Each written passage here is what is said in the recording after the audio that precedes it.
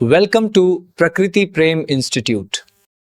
चलिए, आज की बातचीत एक बड़े और मैं कहूंगा एक बहुत ही जरूरी सवाल से शुरू करते हैं कि सीखने का सबसे अच्छा तरीका आखिर है क्या? मतलब क्या वो खेल खेल में सीखना है, जैसा हम बच्चों को सिखाते हैं? हाँ, या फिर बार बार गलतियां करके सीखना?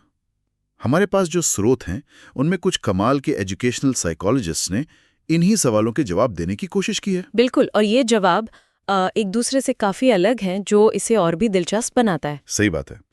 ये सिर्फ किताबी बातें नहीं हैं, बल्कि ये समझने के अलग अलग चश्मे हैं कि हमारा दिमाग असल में नई चीजें सीखता कैसे है। तो चलिए इन विचारों की दुनिया में जरा और गहराई से उतरते हैं। तो सबसे पहले बात करते हैं फ्रेडरिक फ्रूबल की। स्रोतों में उन्हें एक बड़ा अच्छा नाम दिया गया है, द प्ले मेकर।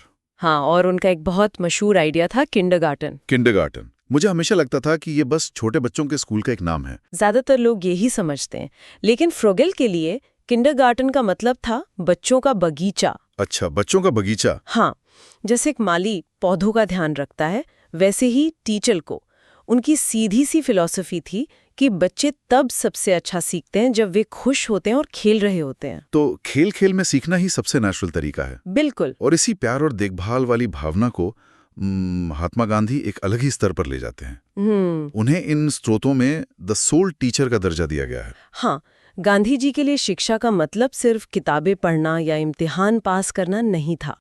वो कहते थे शिक्षा ऐसी हो जो बच्चे के तन, मन और आत्मा, मतलब उसके पूरे व्यक्तित्व का विकास करे। और वो भी बच्चे की अपनी मातृभाषा में। हाँ, ये बहुत जरूरी था उनके लिए, ताकि वो जुड़ा हुआ महसूस करे।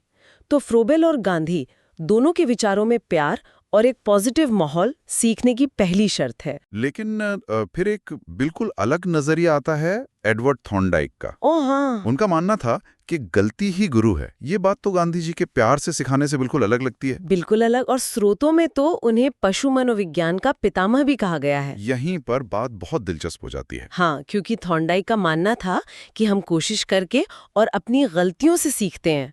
उनका जो प्रयास एवं त्रुटि का सिद्धांत था, trial and error. Exactly, trial and error, वो एक बड़े मजेदार प्रयोग से निकला था।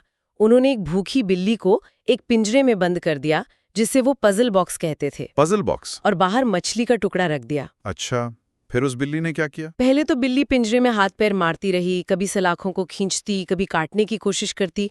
फिर अचानक, मतलब बिल्कुल गलती से, उसका पंजा एक लिवर पे पड़ गया और दरवाजा खुल गया। अरे वाह! थॉर्नडाइक ने ये प्रयोग बार बार दोहराया और हर बार बिल्ली को पिंजरे से निकलने में कम समय लगा। तो वो सीख रही थी। हाँ, और आखिरकार वो सीख गई कि दरवाजा खोलने के लिए सीधे लिवर दबाना है। यही है ट्रायल एंड एरर से सीखना। तो एक तरफ फ्रूबेल और गांधी का खेल और प्यार है, और दूसरी तरफ थॉर्नडाइक की भूखी बिल्ली और लगातार मेहनत।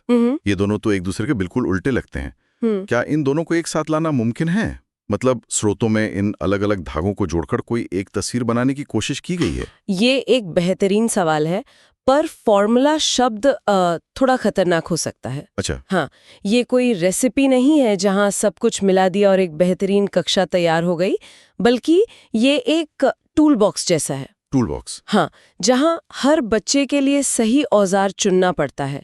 स्रोतों में एक आदर्श कक्षा का जिक्र है जहाँ इन सभी विचारों को मिलाया गया है। तो इस टूल बॉक्स में और कौन-कौन से औजार हैं? कुछ और भी नाम थे, जैसे पियाजे, जुंग, स्किनर। हाँ, बिल्कुल। पियाजे हमें याद दिलाते हैं कि बच्चे को उस चीज में दिलचस्पी होनी चाहिए जो वो सीख रहा है। आप उसे जबरदस्ती कुछ नहीं सिखा सकते। सही बात है। फिर आते हैं जोंग, जो अंतर्मुखी यानी इंट्रोवर्ट और बहिर्मुखी यानी एक्सट्रोवर्ट व्यक्तित्व की बात करते हैं। स्रोत कहता है कि ये दोनों ही अपनी अपनी जगह सुपर पावर है। एक अंतर्मुखी बच्चा शायद अकेले में गहरा सोचकर सीखता है, तो वहीं एक बहिर्मुखी बच्चा ग्रुप में बात करके बेहतर सीखता है। और स्किनर की नींव का क्या मतलब है? स्किनर का आइडिया था पॉजिटिव रीइंफोर्समेंट, मतलब सही काम करने पर शाबाशी देना। अच्छा। जब बच्चे को अच्छे काम के लिए तारीफ मिलती है तो वो उस काम को दोबारा करना चाहता है। यही अच्छी आदतों की नींव बनती है। तो देखिए, टूल बॉक्स में सब कुछ है, खेल भी, कोशिश भी, बच्चे की रुचि भी, उसका स्वभाव भी, और सही काम पर शाबाशी भी। बिल्कुल। मतलब सीखने का कोई एक सही तरीका नहीं है। असली कला तो इन सभी औजारों को सही समय पर सही बच्चे के लिए इस्तेमाल करने में है। आपने बिल्कुल सही पकड़ा। और यही बात हमें आज के अंतिम विचार की ओर ले जाती है। बताइए। इन सभी सिद्धांतों को जानने के बाद असली चुनौती सिर्फ एक टीचर बनना नहीं, बल्कि अपने सीखने के माहौल का मनोवैज्ञानिक बनना है। तो सोचने वाली बात यह है कि हम खेलने, समझने और सिखाने का ये फॉर्मूला सिर्फ स्कूलों तक ही सीमित क्यों रखें? इसे अपनी रोजमर्रा की जिंदगी, अपने काम करने की जगह और अपने व्यक्तिगत विकास में कैसे लागू कर सकते हैं?